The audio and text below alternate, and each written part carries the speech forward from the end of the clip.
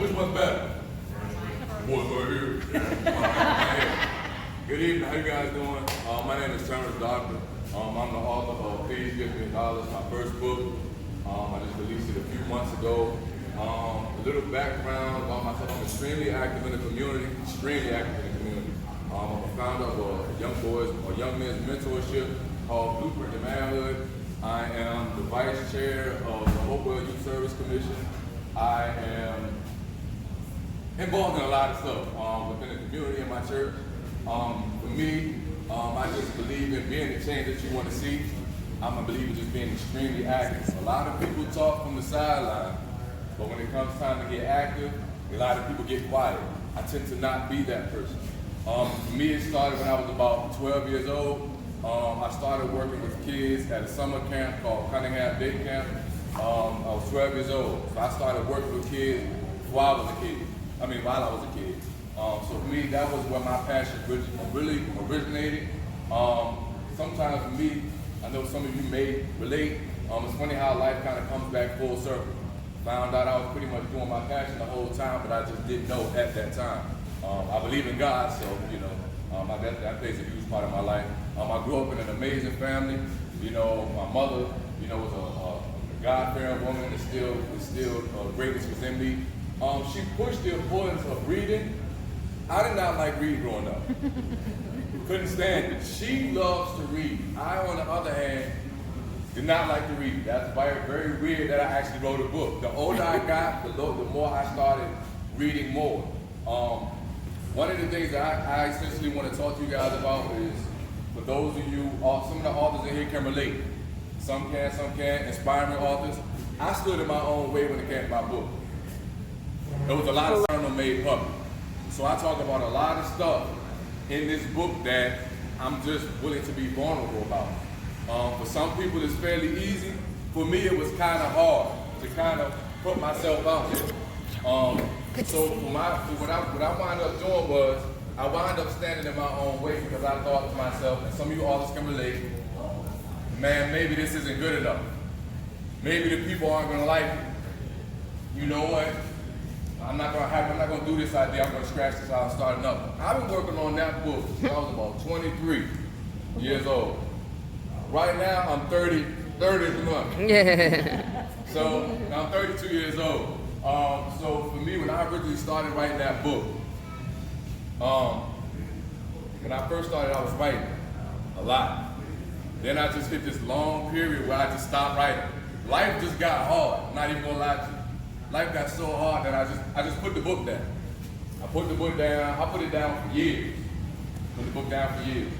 Then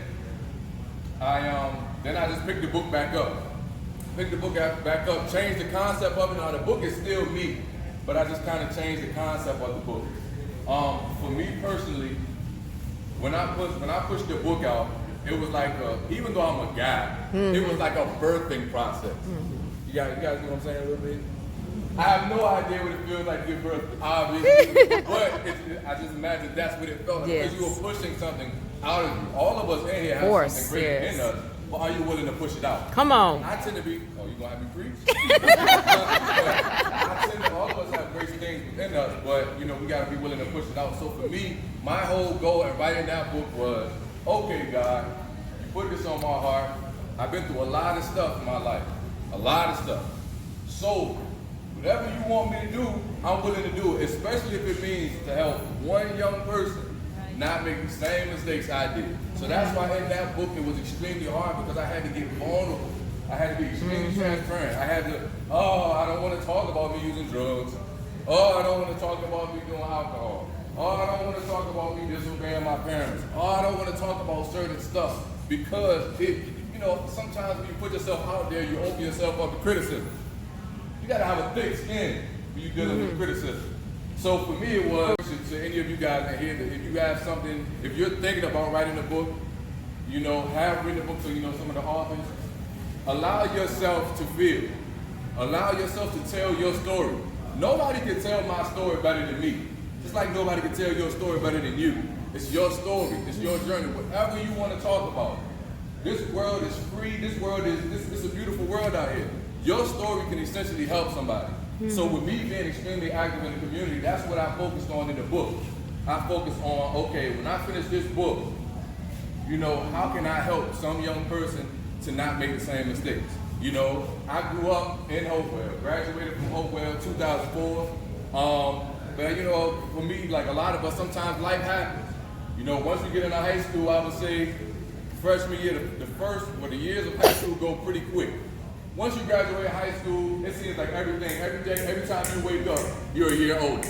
So I went from 18 to 27 in like 2 weeks. That's what it felt like. But it's a learning process.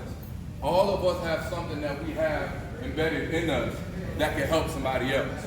So whatever you want to do, continue to go after your dreams, regardless of your age. Go after your dreams, go after your passion.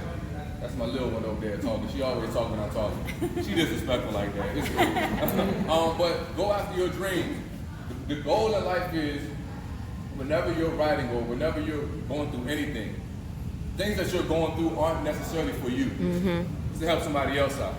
So our goal is to endure whatever storm we may be going through to help someone else out. That is my goal essentially when I'm talking to young people, to not make the same mistakes that I made and to be transparent about it. I'm the type of person, I just respect honesty.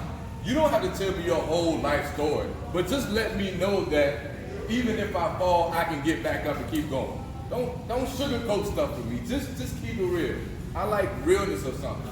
Be extremely transparent because through your story, through your book, somebody's going to be inspired. Somebody's going to look to you for some form of inspiration. So I genuinely wanted to be that guy. I grew up in a neighborhood. I had guys. I grew up over there by on Stewart Avenue. Arlington Park was my backyard. So I grew up in a fairly rough neighborhood.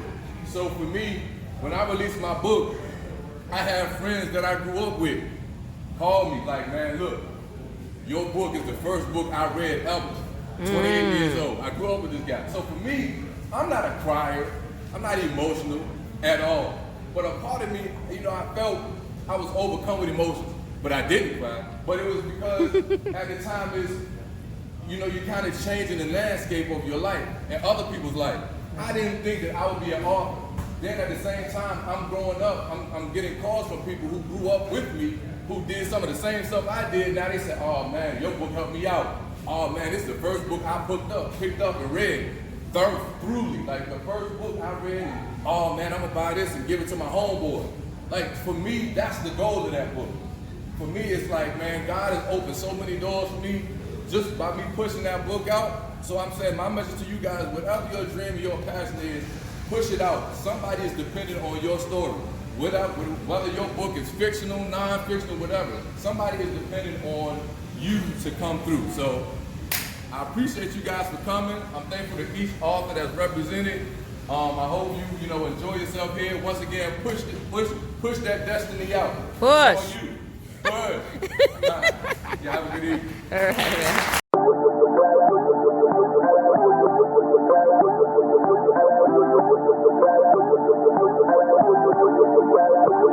you.